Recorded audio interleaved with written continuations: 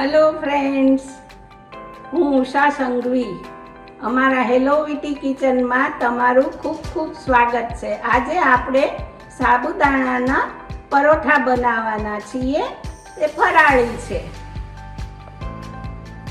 હવે આપણે પરોઠાનું પૂરણ તૈયાર કરીએ. એમાં મેં સાબુદાણા 4-5 કલાક પહેલાં મેં પલાળી દીધા હતા. તે 100 ગ્રામ લીધા છે. આવી રીતે પલ્લી જવા જોઈએ. જો સરસ મજાના પલ્લી ગયા છે. હવે એમાં મેં 2 બટેટાનું પૂરણ લીધું છે, ખમણી નાખ્યું છે. હવે એમાં 1.5 ચમચી આદુ મરચાં, 1 ટેબલસ્પૂન જીરું, 1 ટેબલસ્પૂન મરી,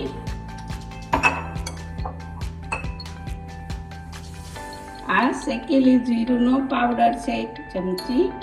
હવે જોઈતા પ્રમાણમાં મીઠું અને અડધું લીંબુનો રસ.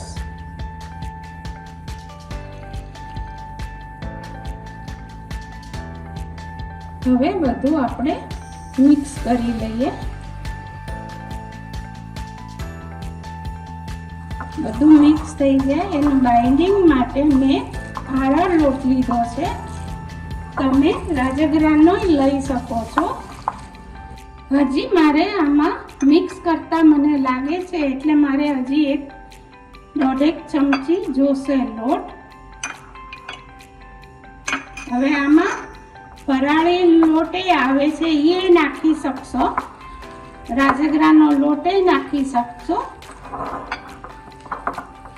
બસ હવે એમ નહીં જોવે. હવે બસ સરસ મજાનું બાઇન્ડર આવી ગયું છે એટલે બરાબર મિક્સ કરી દેવાનું. આપણે આમ તો ફરાળી આઈટમ તો ઘણી બને છે. સાબુદાણાની વડા બને, ખીચડી બને.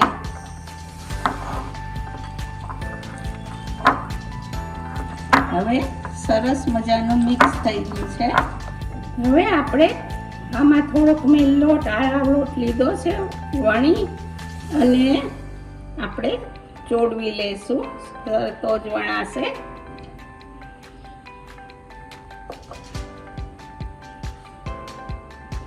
આવી રીતે બહુ ભાર નહીં દેવાનો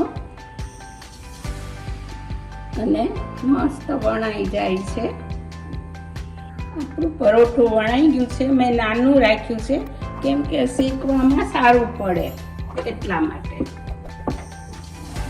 હું ઘીમાં બનાવું છું. તમારે તેલમાં કરવું હોય તોય વાંધો નથી. આજુબાજુ જરાક ઘી મૂકવું પડશે અને મીડિયમ તાપે થવા દેવાનું. આપણું પરોઠું આવી રીતે શેકાઈ જવું જોઈએ. આવી રીતે 2 બાજુથી સરસ મજાનું હવે પરોઠું તૈયાર થઈ ગયું છે. મીડિયમ તાપે જ કરવાનું. આપણા પરોઠા સરસ મજાના તૈયાર થઈ ગયા છે. હું સિંગની ચટણી સાથે મૂકું છું. જે સિંગ વાટેલી છે એમાં દહીં નાખ્યું છે અને આદુ મરચાં, સેજ ખાંડ ને આવતું જતું મીઠું નાખ્યું છે. તમે જરૂરથી બનાવજો. મારી રેસીપી તમને ગમી હોય તો મારી ચેનલને લાઈક કરજો, સબસ્ક્રાઈબ કરજો. આવજો ફ્રેન્ડ.